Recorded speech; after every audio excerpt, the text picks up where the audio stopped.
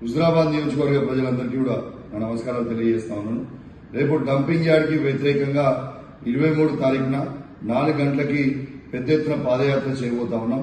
ఇది ఎక్కడి నుంచి మొదలు పెడుతున్నాం అంటే పోతిరెడ్డిపేట పోషమ్మ గుడి టెంపుల్ నుంచి మొదలు పెడితే వెంకట్రావుపల్లి, సిరిసపల్లి, గణేష్ నగర్, సిరిసపల్లి క్రాస్ నుంచి అంబేద్కర్ చౌరస్తాకి చేరుకోబోతా ఉన్నాం.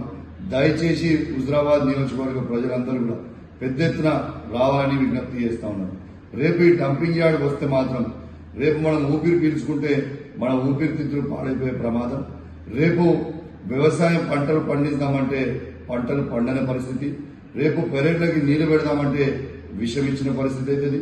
రేపు మంచినీళ్లు తాగితే విషం నీళ్లు తాగిన పరిస్థితి అవుతుంది. రేపు పుట్టబోయే పిల్లలు భవిష్యత్తులో హ్యాండిక్యాప్ పిల్లలు పుట్టే ప్రమాదం ఉంటుంది. ఇవాళ మనది 25 లక్షల నుంచి 2 కోట్ల వరకు ఉన్న ఎకరం భూమి రేపు ₹1,00,000 వరకు కూడా కొనేవాళ్ళు ఉండరు. ఇవాళ 15,000 నుంచి 20,000 వరకు మొదలు పెడితే హుజురాబాద్ పట్టణంలో గజానికి భూమి రేటు ఉంటే రేపు ₹1,000 కూడా కొనే పరిస్థితి ఉండదు. దయచేసి హుజురాబాద్ నియోజకవర్గంలో ఉన్న ప్రజలందరూ కూడా రేపు పెద్ద ఎత్తున కలిసి రావాలని హుజురాబాద్ మండలం, హుజురాబాద్ పట్టణం, వీనవంక మండలం, జమ్మికుంట మండలం, జమ్మికుంట పట్టణం, ఇల్లంతకుంట మండలం, కమలాపూర్ మండల ప్రజలందరూ కూడా ఖచ్చితంగా బాధ్యతగా అందరూ కూడా రావాలని నేను విజ్ఞప్తి చేస్తాను. ఇది కౌశిక్ రెడ్డి ఒక్కరి కోసం కాదు.